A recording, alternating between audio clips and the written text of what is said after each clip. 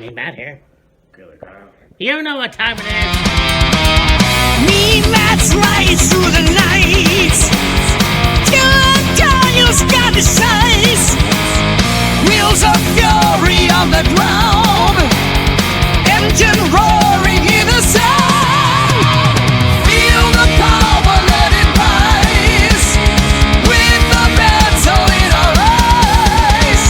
Wheels of fury rolling strong. Together we will carry on.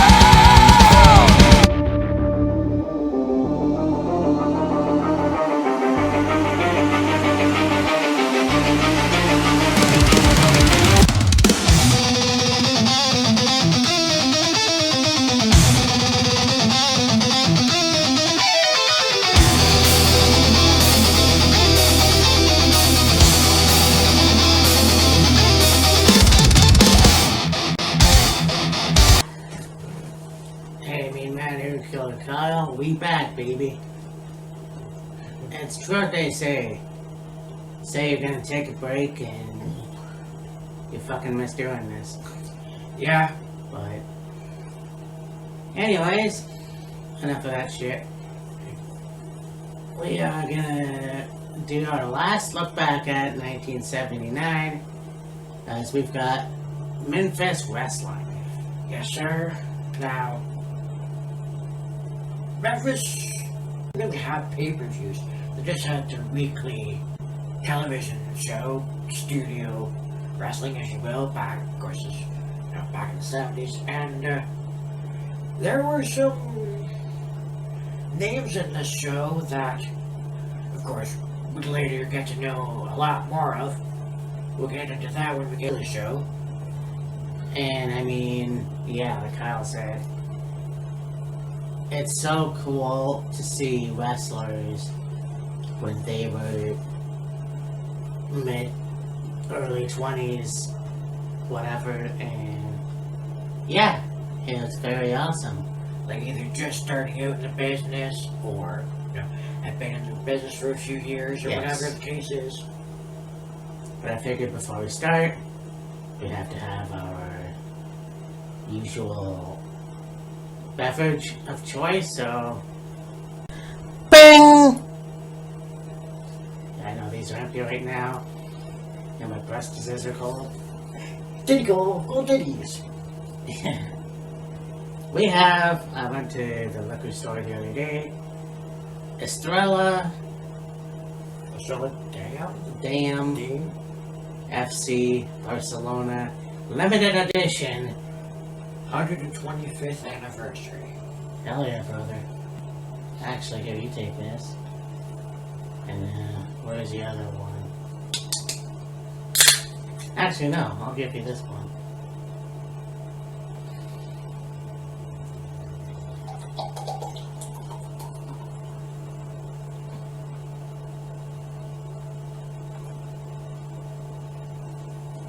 So we had Estrella before, I believe. At least I know I've had.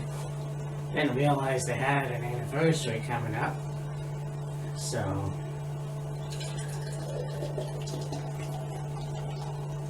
I didn't realize there was a limited edition anniversary. Yeah. We've drank so many different types of beers.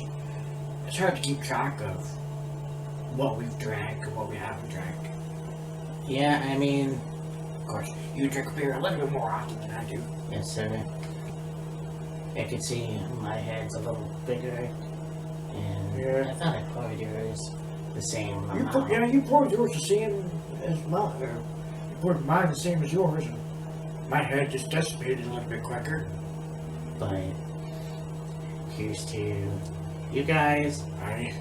Here's to what's to be a good weekend, because tomorrow we are going to watch the full Worlds Collide, which is actually happening tonight. Yes, this is on Friday. I usually upload stuff like this on Monday, but whatever. Right. Here's to, speaking of Memphis Wrestling, we want to send our well wishes to Jerry Lawler once again. He had another stroke. Yeah. So, well wishes to the Lawler family. Alright. And I don't want to sound like a downer. I don't know how long he's going to be in it. Yeah, the number of strokes that man's had. I mean, it's kind of a miracle he's still around. Yeah. But He's been out of commentary now for, I guess, 4 or 5 years. I think it's been longer than that. Yeah. So, get well, Jerry. I And, yeah. Anyways, let's get to her. let's throw up here. Still okay.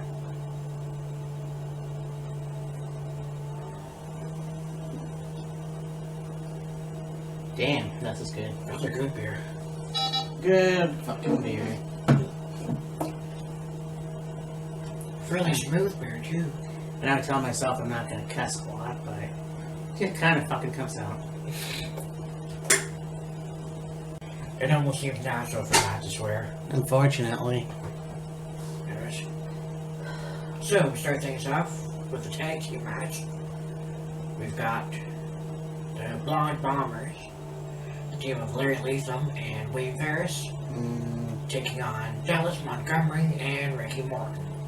Now, of course, Wade Ferris would later go on to become the Honky Tonk Man, or go on to team up with Robert Gibson as the Rock and Roll Express. Yes. Yeah. I mean, when you look at this match, I mean, Wayne is extremely young.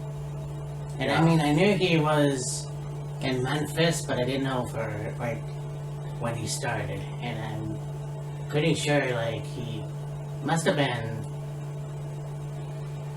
well, probably around this time at least. Maybe a little bit earlier than this. Yeah. And the other guy, I'm not sure who he is. But they look like brothers. Kinda, yeah. And then, of course, yeah, you've got Ricky Morton, who had brown hair. Yes. And Montgomery, not sure who he is either, actually. But this was a good match. Oh, yeah. I mean, we did see action with Ferris and Morton. Yeah. Of course. Larry and Wayne got the win in the match. And you got... There was a... Talking about last week, there's a 6-man match. It was Jackie Fargo, Jerry Lawler, and Superstar Bill Dundee against Larry Latham, Wayne Ferris, and... What did I say? Anyways. Yeah, it was a different arena. Now, these matches were... It looks like it was in a studio. Well, yeah, it was. Oh, yeah. So that was pretty cool. I mean, that was what it was like back then. I mean, you had Mid-South in a studio. You had NWA in a studio. Memphis Wrestling. And it was cool, just the atmosphere in these matches. Like, every week, they'd have live television show, or weekly televised show at studio, whatever it was. But they would also do, it was like once a month, events from the Mid-South Coliseum. Yeah. Anyways, after the match, Jackie Fargo gets jumped by Latham and Ferris and blinded by their manager, whatever. And you got Jackie Fargo doing an interview from his home in bed. He's got bandages over his eyes and whatever. And then we have an interview with Terry Gordy and Michael Hayes. Of course, they got a towel over Michael Hayes' head. And, you got Terry Gordy doing all the talking. Of course, I didn't realize, like, we've seen Terry Gordy watched a lot of matches and shows and whatever with Terry Gordy, and he had dark brownish hair. This one is blonde. Glad you brought that up because I thought the same thing. I've never seen him with blonde hair. In fact, he kind of looked like Ric Flair. Yeah. He had a robe on and everything. Well, they both did. Yes. And then, of course, Michael Hayes. It must have been his debut in wrestling, or at least Memphis, because he had a cloth on his face. Yeah. His head, rather. And it was on there a really long time. I'm like, how the hell are you able to breathe? But yeah, so he was debuted, and it was the first time I've seen a clean shave in Michael Hayes. Yeah. Yeah. We talk about guys in their late teens and 20s wrestling. I would say Terry and Michael were, I said probably mid-20s. Or Yeah. mid-20s here. Yeah, because they are much younger than Jerry. So, I mean, yeah, I Right. believe Michael Hayes was in his early to mid-20s. Yeah. I mean, they definitely looked a lot younger. But, yeah, this was like, it was very cool to see a lot more energy from these guys, too. Like, Yeah. the fact that they are young and full of piss and vinegar. Yeah. But, It was, of course, Michael and Terry came together, and then I'm not sure when it was. I'll say 83, early 80s at least. They would go to Dallas, World Class Championship Wrestling. They would become friends and become a trio with Buddy Roberts, yes. and have a hell of a run in Dallas. And yeah, they'd have a bit of a run. Probably, I don't even know if it was a year, maybe a year in the WWF, and then they left the WWF. I think they went back to Dallas. There was USWA at that point, what have you. Then we had another tag team match. It was Ron Bass and Pete Austin taking on Pat Hutchinson and Coco Ware. Of course, the outlaw Ron Bass, Coco Beware. Yeah. Then they wrestled WWF. Ron lasted for quite a while in WWF. Coco lasted for a good number of years. Yeah.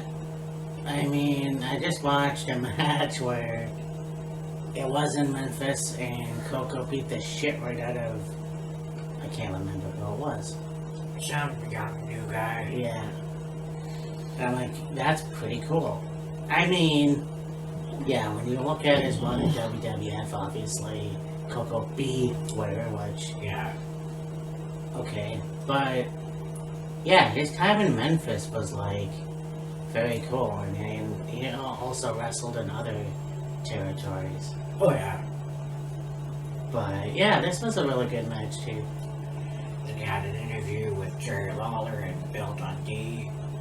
Of course, talking about the incident that happened. Jackie Fargo, and they're gonna get their revenge on Latham Ferris. Went back to Southern Tag Team Championships. Then he got introduced to Eddie Boulder, Yes. and then he showed a video package of the first time Eddie was in Memphis and tag team match and getting bloodied and beat up by Ron Bass and Pete Austin, whatever. Then went to a video package of Eddie's brother, the Hulk Hogan. Eddie and Hulk are going to take on Ron and Pete. Yeah. And they go over card for the next show of the 16th of July. Yeah, I kind of wish I would have found the show where we had Ed and Terry. Kind of fitting. Oops. Well, kind of fitting that we talked about also Hulk Hogan in this light because, yeah, I know we had lost him recently. Yes. And, yeah, just, again, the presence and the way they build him up here. Oh, yeah. And I mean, that was what was cool about the 70s, especially. Yeah. I can't describe it, but it was so cool. Mm-hmm. But yeah, again, two guys who were very young and gotta find these matches. But yeah, obviously, Hulk Hogan made his debut in the ring. Mm-hmm. But yeah, and to see Ed Leslie and Terry Bollea as a team, like best friends, basically, Right. throughout their wrestling career. Yeah. So,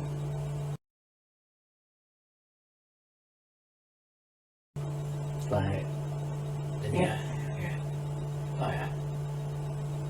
Then you got, and then, again, Terry Gordy and Michael Hayes, and, the unveiling of Michael Hayes, and, he's got better hair than Farrah Fawcett, more moves than John Travolta, this, that, and the other, and whatnot, and then that led into it was basically a TV time remaining match. It was more or less a 2 out of 3 falls match. yeah, Terry and Michael taking on Jerry Lawler and Bill Dundee. Michael and Terry got the first fall on Bill Dundee with a shoulder breaker. yes, And then Jerry and Bill were able to tie it up like a sunset flip, and then there wasn't that much time remaining in the show. They had like 3 minutes, and they're beating the hell out of each other.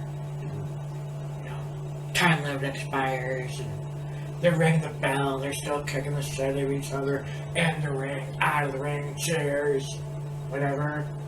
Brawling. They go to commercial, come back, they're still fighting, and they go off the air like that. yeah.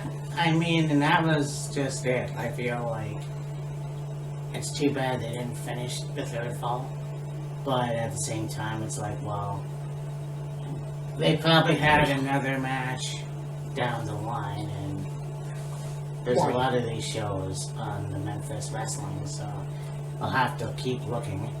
Yeah, for sure. But yeah, I mean, when you look at Jerry Lawler, was 29 or 30 years old, Right. and like this guy who, look, this is before King, and it's like, man, the youth in this guy.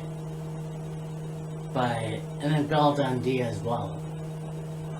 It's amazing how far these wrestlers would go, like Ricky Morton, Hulk Hogan, Yeah. Ed Leslie, Wayne Ferris is the Honky Tonk Man.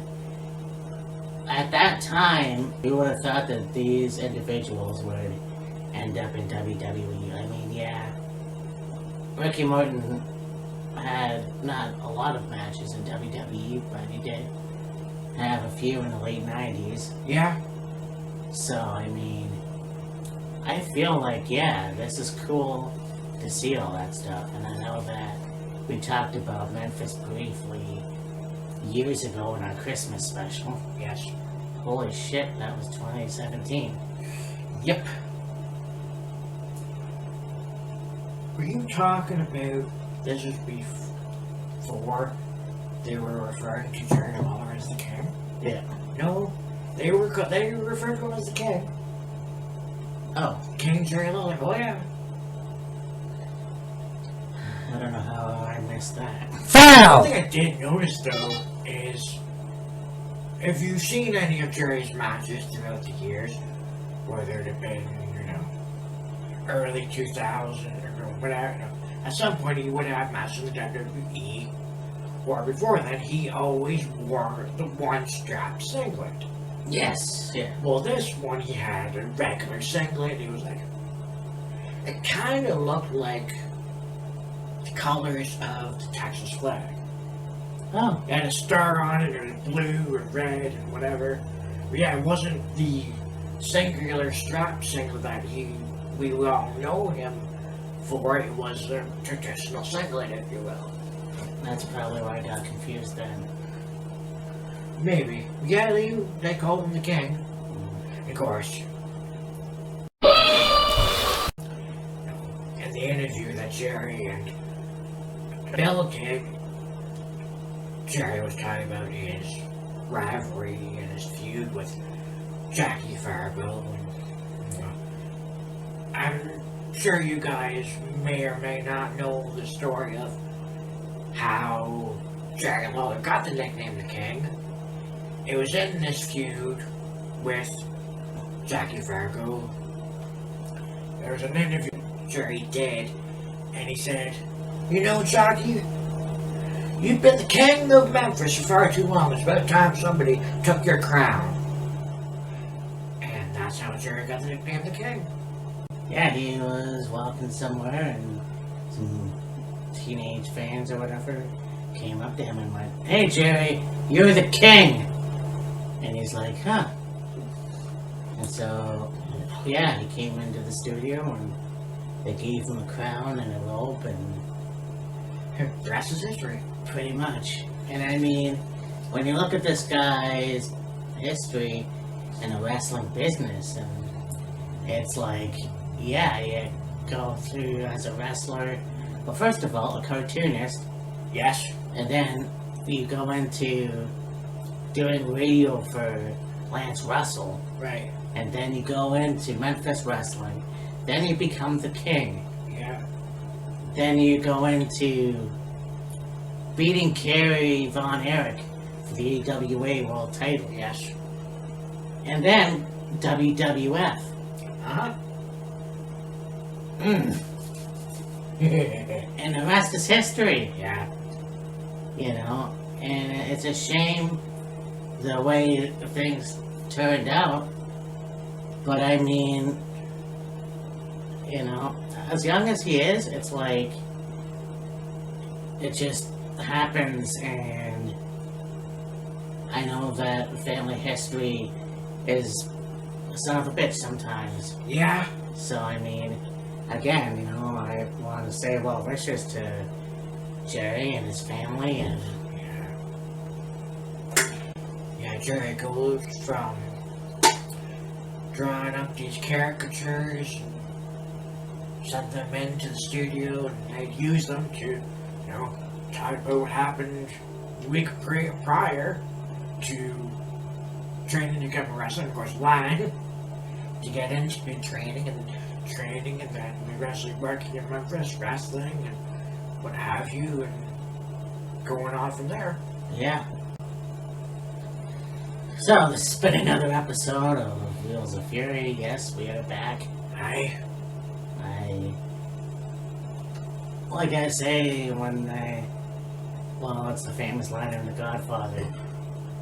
When they think that I'm out, they call me back in. Just when you think about it, pull me back in. But, I don't know, I've done that before anyways. It's good to take a break every now and then. Yeah, but now that we are done the 1979 Look Back at Year series, I'm going to pass it on to my man here. And, yeah. I know that we don't have, there's only 4 months remaining. Yeah. But, we'll do what we can do. We'll figure out what we can do. Yeah. Just quickly, like Matt said, we will be getting together tomorrow to watch Worlds Collide, and then next week we will be doing predictions for WrestlePalooza and All Out. Yep. Matt and I were talking before we did this video, and I guess All Out is going to be in the afternoon. Yeah, which is fine. Which is interesting because it's in Toronto, so like not really a time difference. But I mean, All In was in the afternoon and it was in Texas. Yeah. So, anyways, Yeah, and I mean, yeah, the time changed different for Worlds Collide, so whatever. yeah. But anyways, Yes. So I think for the next look back at you, all right. Yeah, I have some ideas, actually, and one very infamous one that I don't think we talked about. So yeah, so the next look back at years series will be 2000. Next week we will cover multi predictions for WrestlePalooza and All Out. hell yeah, brother. Yeah, that's gonna be fun. And I mean, did I say we're in Toronto? I don't think so. Yeah. Well, anyways, in the meantime, in between time, just kill Kyle. Yeah. I mean Matt.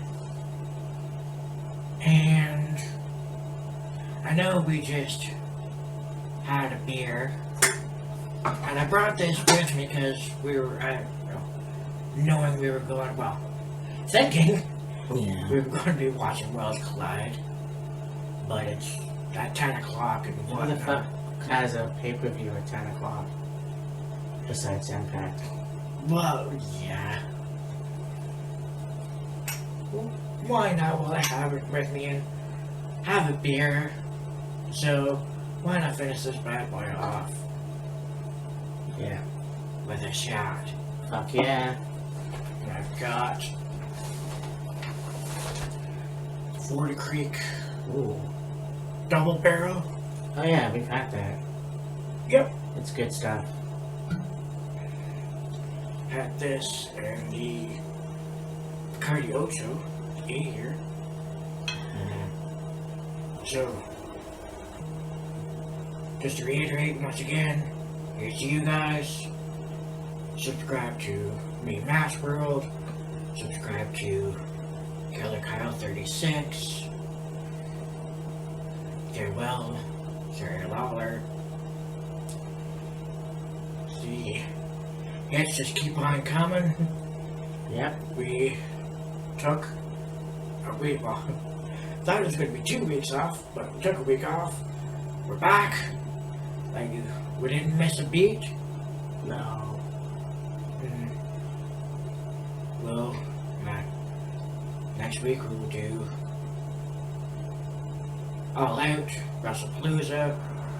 Which tomorrow we will do a live play-by-play, live reaction, whatever you want to call it, to Worlds Collide.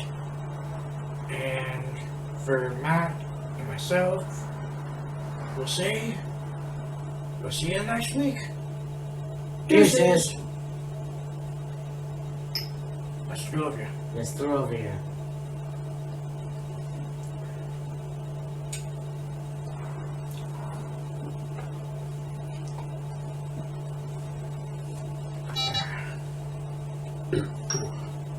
Do.